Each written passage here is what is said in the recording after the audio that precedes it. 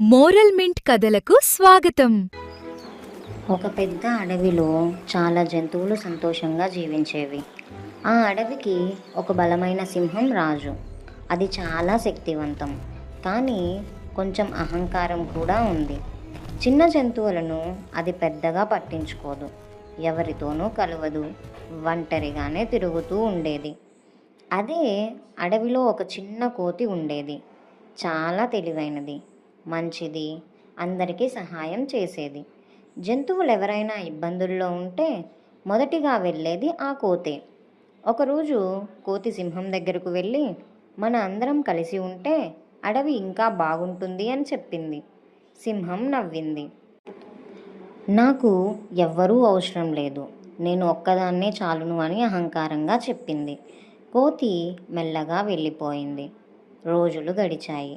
ఒకరోజు సింహం వేటకు వెళ్ళింది. కానీ అనుకోకుండా ఆ సింహం ఒక వలలో చిక్కుకుంది. ఎంత ప్రయత్నించినా బయటకు రాలేకపోయింది.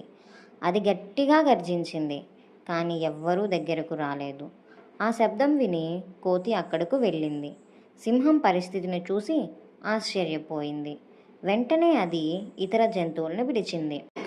జింకలు, కుందేళ్ళు, పక్షులు అందరూ కలిసి వచ్చారు. కలిసి ఆ వలను తెంచేందుకు ప్రయత్నించారు. కొంత సమయం తరువాత చివరికి సింహం బయటపడింది.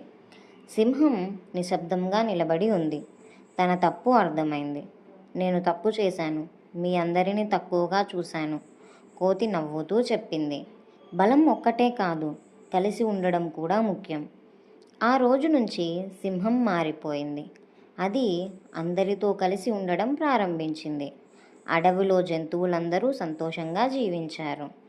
ఈ కథలో నీతి: అహంకారం మనల్ని ఒంటరి చేస్తుంది, కలిసి ఉంటేనే నిజమైన బలం వస్తుంది. ఇలాంటి మంచి కథల కోసం మోరల్ మింట్ స్టోరీస్ని సబ్స్క్రైబ్ చేయండి, వీడియోని లైక్ చేయండి.